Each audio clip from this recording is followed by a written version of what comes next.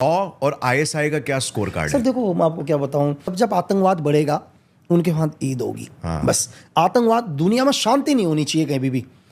अगर दुनिया में शांति होने लग गई तो फिर अशांति करने के लिए आईएसआई है तो सही, झूठा प्रोपेगेंडा करने के लिए, ठीक है, टेररिज्म को बढ़ाने के लिए। मतलब ये लोग क्या करते हैं, पैसा भी यूएस से ले रहे हैं। मतलब तालिबान को खत्म करने के लिए या अलकायदा को खत्म करने के लिए पैसा किससे ले रहे हैं?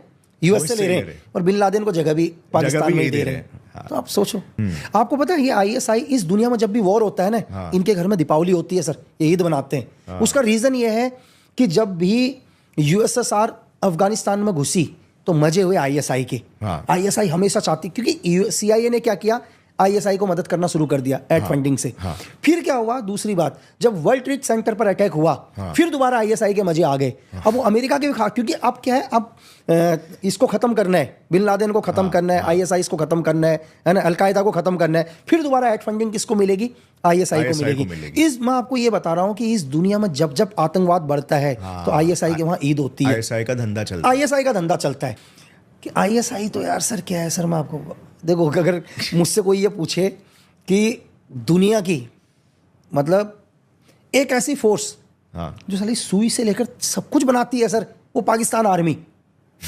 ये जब तक आप देखो, पाकिस्तान में भुखमरी आ रखी है, 200 रुपए केजी आटा हो रखा है पाकिस्तान के अंदर, 200 रुपीज केजी आटा। आज भी मतलब पाकिस्तान से बहुत सारे मैसेज आते हैं मेरे पास, बहुत लोगों के मैसेज आते हैं मेरे पास, मतलब 200 रुपए केजी आटा खा रहे हो सिर्फ इस आईएसआई के बदले। ठीक है, उनको देखो, उनको आप पाकिस्तान बना क्या रहा है सर? क्या बना रहा है पाकिस्तान, ये बताओ।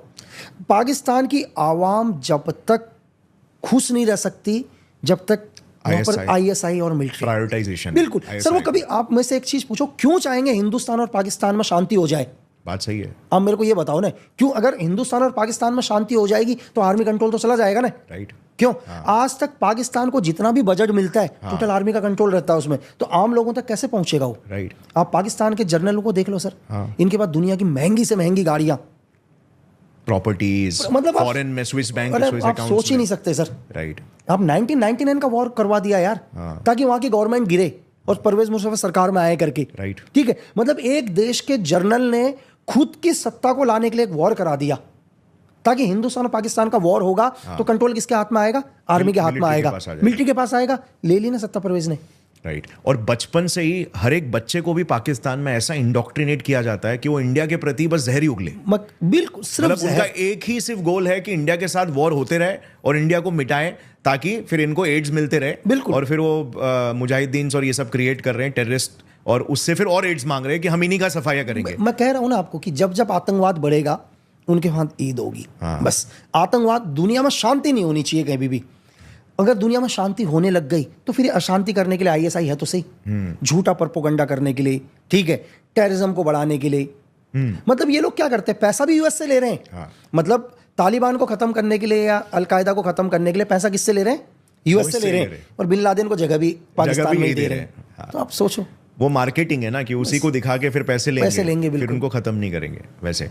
सर, रॉ मतलब क्या रॉ आईएसआई को पास्ट में काफी बार आउटस्मार्ट कर चुकी है आपके हिसाब से? स्कोर कार्ड क्या चल रहे हैं इनका, मतलब जो लड़ाई होती है? अरे मतलब आज तक आप, अगर आपने एक ऑपरेशन गंगा देख लो आप, ठीक है, ऑपरेशन गंगा में आपको छोटी सी कहानी बताता हूँ ऑपरेशन गंगा के अंदर, कि उस time JLK Jammu Kashmir liberation front एक ग्रुप हुआ करता था, ठीक है, पाक का एक ग्रुप था, मकबूल भट्ट का।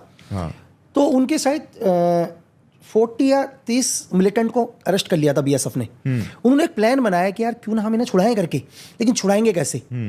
तो उन्होंने क्या हुआ, उन्होंने डिसाइड किया, एक हासिम कुरैशी नाम के JNK के थे, पाकिस्तान में कराची में उनकी सिस्टर की शादी वगैरह थी, वहाँ से उसका ब्रेन वॉश स्टार्ट कर दिया। और ब्रेन वॉश स्टार्ट करने के बाद आईएसआई ने उनको बोला कि तुम एक काम करो कि कैसे भी करके हिंदुस्तान में राजीव गांधी का अपहरण करो करके।